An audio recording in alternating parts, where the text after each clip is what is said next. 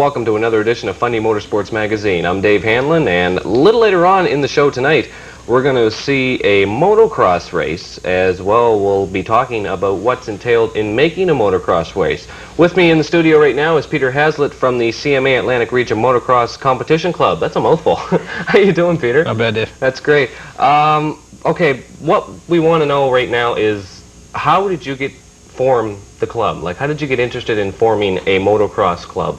Well, myself and Austin Slade and some other riders, local riders, we decided that after there was a fellow who was doing some races here in St. John, holding the races, he no longer involved in it, that we'd get together and form a club and take up the slack, hold some races here of our own. Now, they're not just held in St. John, they're held like Atlantic-wide, Nova Scotia, PEI, New Brunswick? Yeah, the Atlantic Series, the Atlantic Region Series held for CMA is held throughout the Maritimes in Nova Scotia, PEI, New Brunswick. And Newfoundland riders take part. There's no Newfoundland races this year. Like, we don't travel to them, but they travel to us. That's right. Yeah, there's some Newfoundland riders with us. Okay. Well, okay, one question I can expand on. Now, do they have to pay their own way to get down to the races? Yeah, it's all self-sponsored. Or if you have sponsors outside of yourself, like shops are sponsoring you, or corporate sponsors, whatever you may, whatever. Okay. Now, there's different classes in the racing. There's not just like, you don't just hop on your bike and go. There's like age groups and like different size motorcycles. What are the different classes in the racing? Well, there's 13 different classes. Consists mostly of two classes of ATVs, and there's 125, 250s, and 80s. In each of those divisions, in the 80s, there's Schoolboy A, Schoolboy B. In the 125 and 250s, there's novice, intermediate, and expert. And the ATVs, there's novice and expert. Okay, now just say I was going to, like, I've never been in a competition before. I was going to go out and I said, okay, I want to try motocross racing. I'd go out and be what?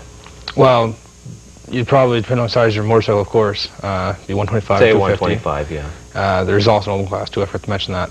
But you probably start out in the novice class, which is basically the amateur class, and it gives you the chance to get your feet wet in it, try it out with the other riders of your same skill. But they do race on the same track. Oh yes, yeah. It's take part. A lot of times they run them with the intermediates, or the intermediates run with pros, depending on it. They combine the classes sometimes. Good. Okay. What are the plans for the future for the CMA Atlantic Region Motocross Club? For our club alone, we're just trying to hold as many races as possible. We'd like to someday get a chunk of land of our own, or have something a little more established to where we don't hold races all the time. Basically, we just like to continue on doing what we're doing, holding races, and the best races possible. And perhaps someday even sponsor some riders of our own to go to national races, some of the local aspiring racers. Now, you said get a chunk of land of your own. You obviously don't have a chunk of land of your own. What do you basically do? Like, find a piece of land and make a track? Well, right now we're holding them at the Hammond Raceway out just outside St. John there towards Raceway. And it works out real well for us. Everything's there set up for us. You got the grandstands and the canteen, washroom facilities, as well as a fenced-in area. We build the track there a few days before the race and tear it down after the race. Now, if we had our own chunk of land, the only advantage is the fact we don't tear it down after every race. Yeah, exactly. We can leave it set up. It works out real well. The situation we're in right now, it works extremely well. We can hold real good races there. The facilities are great. People seem to like it, and the riders just love it. So it's working good. What is involved in making a track? I mean, I know there's a lot of jumps there. It must take a lot of sand, a lot of back-breaking hours. That's basically what it is. There's a lot of physical labor to get it all across the track stuff, equipment and stuff. Yeah, like backhoes. Yeah, we had high hose and payloaders and dump trucks, and it takes quite a little bit of time and effort to do it. Depending on how big the track is, of course. And the track out there right now, we're fortunate that we're able to leave some of the jumps set up, and all we really got to do is fix them up from race to race and cover the ends of the stock car track. We run the infield and back out through the pits and back in through the infield again. Yeah. Okay. Now, as far as safety gear goes, when you are racing, like I notice when I do watch motocross racing, there is a lot of safety gear involved. You know, helmets, gloves, and just basic shoulder pads. are the main things I can think of. Yeah. What else, as far as, like, if you were going to go out and get into racing, what kind of safety gear would you be looking at? Well, we like to think of ourselves safety oriented. You know, you gotta have your basic equipment, your boots, your helmet, your goggles, your gloves. Chest protector is real nice. We have pants with certain padding in them. You can go to different extremes with it, you know, if you're just getting into it. You know, a lot of times you can pick up some used equipment to get your feet wet with them. But basically you gotta, you know, we like to keep it safe, much safety as possible. Yeah, I notice as well, you also have like ambulances and, well, first, obviously people out there who know first aid as well, probably around the track too. Now, pertaining back to the safety equipment, does the, like, are you 100% guaranteed from accidents, or, I mean, nothing's 100%, Yeah. but, you know, as far as most of the safety gear, like, you're pretty well guaranteed you won't get seriously hurt. No, there's very few injuries in this sport. Like, it's a heck of a lot safer than skiing. It's hard to it's hard to explain to somebody who watches it or, you know, watches it on, you know, TV or something like that, because it does look kind of, you know, guys going in the air real high. So that you know, we try to make it safety oriented. We don't race without an ambulance on site. It's part of CMA, which is Canadian Motorcycle Association. Their rules state that we have to have an ambulance on site at all times when we race. If the ambulance is not there, if it has to leave for a reason, we have to shut down the races then. We have flagmen all around the track.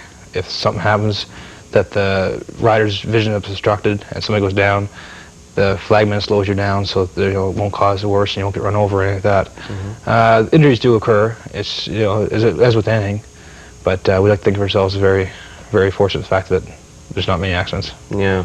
Now, do you race just in the summer, or spring, or all year? Motocross is held spring, summer, and fall.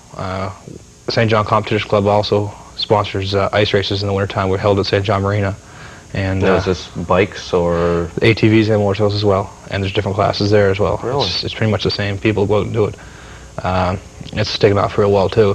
Motocross is held mostly just spring, summer, and fall. Yeah. Yeah. We have a spring series and fall series this year. We're fortunate.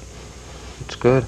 Now, it's not just something that, okay, you know, Mom, I'm going to go out and join motocross, but you can't come. It is a family event. Like, there's many, many families that are involved in motocross. Yeah, we really like to push the family aspect of it. A lot of families do take it as a family outing. They go out and, well, you know, they make a weekend of it. Like, we were at PEI this weekend, and, you know, the families go over on Friday, and they spend the day Saturday, and Sunday they race, and, you know, Monday they take the time and come back. And, you know, the father gets involved in it, he's a pit mechanic, you know, and mother and stuff, so there's always somebody there, nice to have them there worrying about it and stuff, so. Yeah. Now, do you have, like, father and son racing, I should say, against each other even? Well, they do race together at the same time, like, same day. Like, we had fellow Scott Lockhart and his son, picture right here, actually, and his little son right there, 7 years old. He competed there yesterday for the first time. Really? And father was there with him. So. And that was over in Prince Edward Island? Prince Edward Island, yeah, in Summerside. Now, what we're looking at right here is them obviously getting ready to start the race. Is that the most dangerous part of the whole race, starting off? Most times it's considered that way. That first turn can get kind of hairy as everyone funnels into a spot, usually only wide enough for 2 or 3 bikes, and have to make a turn at the same time. Yeah. If you get through that part, that's just sort of sorting out area there, whereas, you know, you set your position for the whole race. And now the jumps aren't, I notice here, they're not really that high. Like, I've seen them on, like, in the Pro Series, and their jumps are quite high. We designed this track with a little lower jumps and a little faster speeds. This jump here is getting a little higher. There is, like the track we raced this weekend had extremely high jumps. It's just the track designer that dictates how big jumps are going to be. Yeah. Now, do you race ATVs too? Yeah, these fellows right here going is the bikes that I'm interested in, I'm involved in. So you yourself are right into ATV racing too. That's you right there. Yeah. Oh, okay. Well, that answers that question.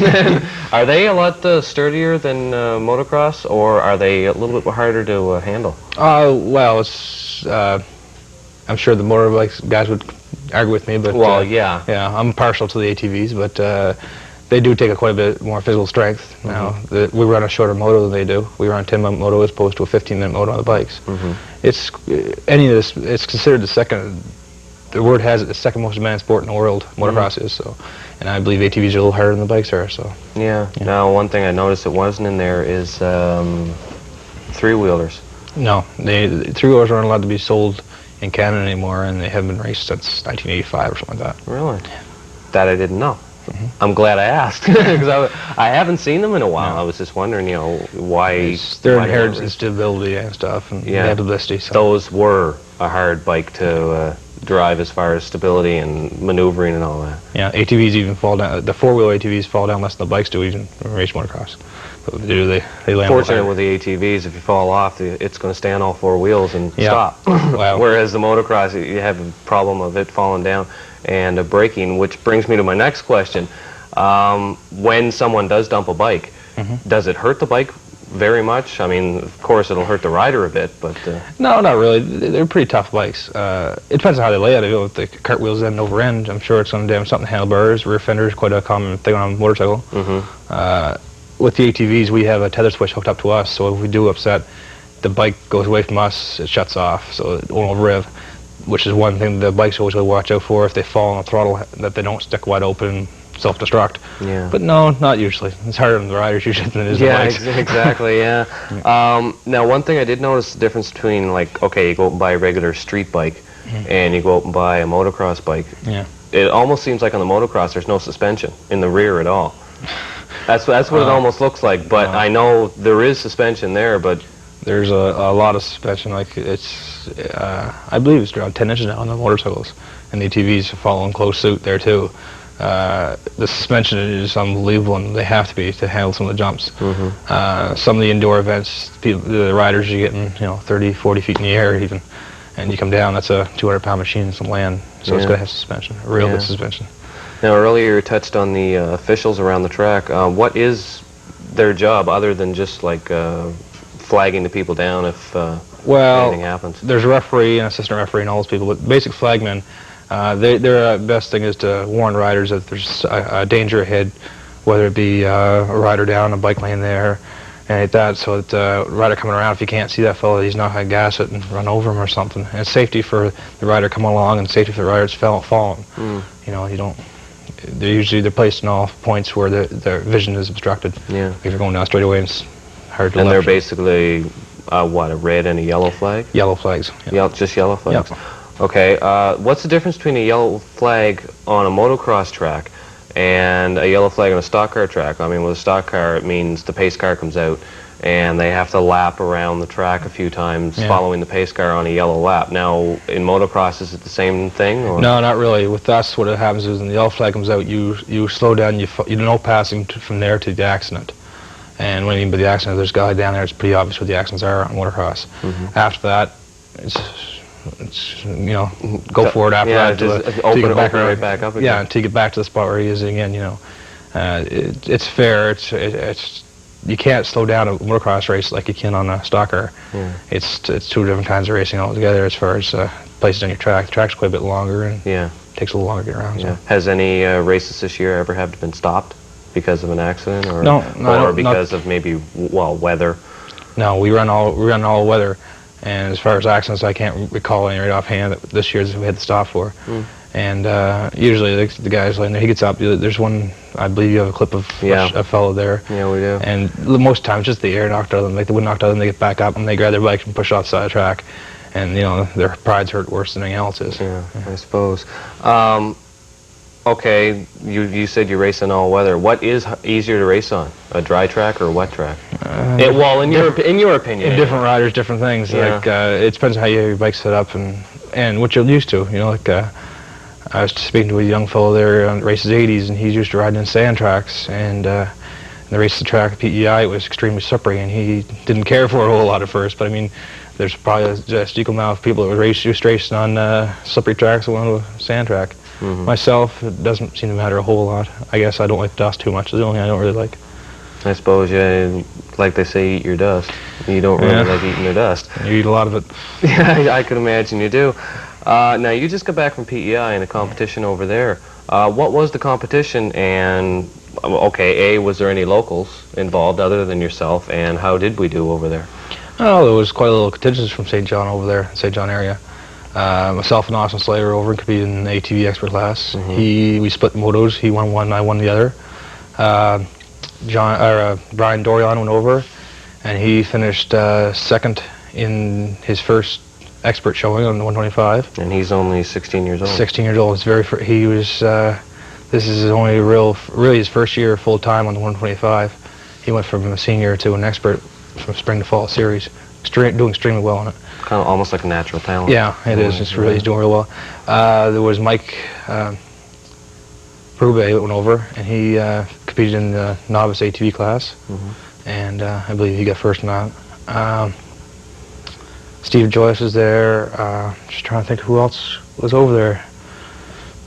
I think that's probably just what it from here for this time. So we are still, I mean, as far as St. Johners go, we're holding our ground in the competition itself. Yeah, we're doing real well. I'm glad, there's people getting involved in here in the local area, and the more the merrier, Hopefully this will help too. Yeah, right. Okay, one thing I've always wanted to know, I mean, every event has a different name for the different things that are involved. I mean, in horses, you've got the dressage, and you've got a cross country, and you've got the different names of the jumps. Motocross racing, what are the names of the jumps? Okay, you've got a big one, you've got a bunch of little teeny ones, you've got a smaller one, Well, you got a plane off jump, which is basically just a jump where you go off. It doesn't really shoot you right up, just sort of a planing off and landing. A tabletop, which consists of usually one up, a flat, and then one down. Whoops, we call them whoops or whoop-de-doos. There's 100 different names for them. And those are the ones that... there's stutter bumps. They're usually only about... speed bumps, well, they're a little more than speed bumps. Well, yeah. But they're about 2.5, 3 feet high usually, and there's a series of maybe 20 or 30 in a row. They usually do the total on a fella. Step-up jump, which consists of one jump that sort of steps up to a higher plane. And there's just like the straight-up jumps you consider. There is doubles and triples. They aren't supposed to be incorporated into motocross tracks anymore in the local area, or in the Atlantic region, I don't know if even Canadian region, Canadian. But they're more or less just two jumps in series, and you go off one, and you go and land on the downslope of the next one. Oh, yeah. Which is basically what tabletop is, which is how it's supposed to be attempted. You go up the face of one, you clear it, and you land nose down on the downslope. So in actual fact, all they have to do with the tabletop is just kind of burrow the inside of it out. Yeah, but see, the problem is if somebody doesn't quite make it, it makes for a lot messier landing. Yeah, that's true, too. Okay, well, where can they reach you? Like, where can people, if they are interested out there right now, and they say, well, geez, I'd like to get involved in motocross racing, and they want to reach you guys, where can they reach the Motocross Competition Club at? Well, as I said, started at the first of it, the Honda House and St. John Suzuki are the two best places. And myself, I can reach at home. Austin Slay is the best person to probably get a hold of at the Honda House, and 635-1223. Phone number over there, I had to think over from it. Yeah. Okay, well, thanks a lot for coming in, Peter. I know you've enlightened me on a lot that I didn't know about motocross racing. And good luck in your racing in the future. You do race. You still are racing. Yeah, I noticed you got a little wound there this evening. Well. A little limp, but you'll survive. Yeah. A little sore bones, though. Well, I mean, driving all that way, too. I'd like to invite everyone out to the August 18th race. We're held here in Hammond River again. And I hope that everyone out and support the local riders. You'll see a lot more local riders at our own local events than you will traveling. Yeah, exactly. And I think people will really enjoy themselves. And that's going to be this August 18th? Yeah. I think 1 week from this weekend, this is going to be shown. And it's what time? Races get underway around noon time, 12:30. It's practice usually starts around 11, and if people want to come up a little early and take a walk through the pits and meet the riders and stuff, they're welcome to. Get some food. Yeah, food. Get a good seat.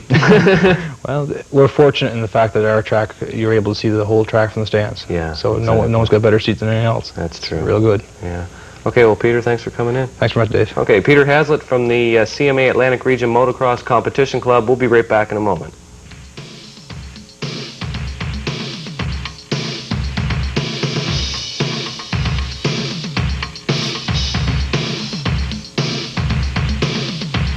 Back to Fundy Motorsports Magazine. What do you say right now we take a look at a race which was held June 23rd out at Hammond River Raceway. Out of the crowd, he seems to have found that's Ian Mullins on the number 100 Kawasaki. There's the leaders. They're gone. And that feel like the horse off. Coming into the screen first. Number 77, Alex Suzuki on the back of the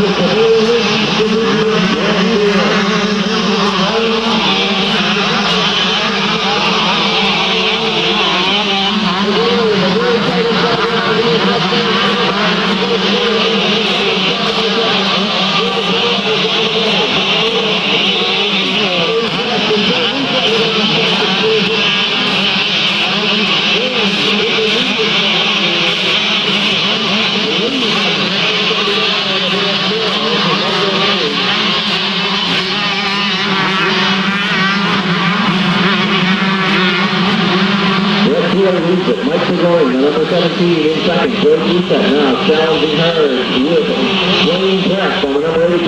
Ruset goes through. Hendo Joe has picked up third spot. And right in the car continues to try to move through intermediate traffic. Look at the stopwatch on Gregory this time around. Yes, Neil, number 77, Alex Suzuki continuing to lead. The number 7.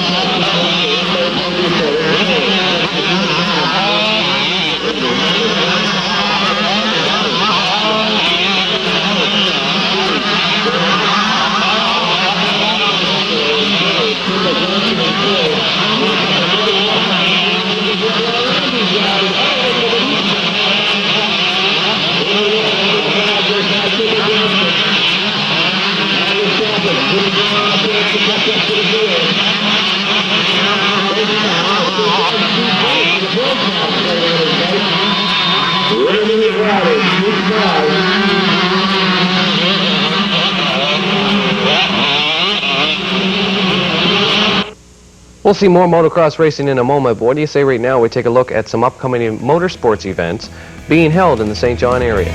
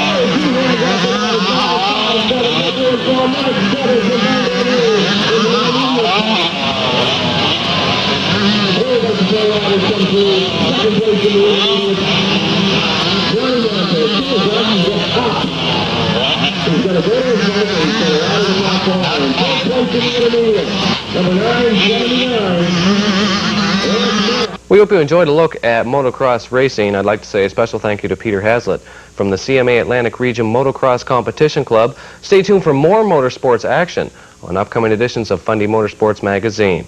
And as we leave you, here are the final results from the June 23rd motocross event. On behalf of producer Don Ferguson, I'm Dave Hanlon from Fundy Motorsports magazine. Keep motoring.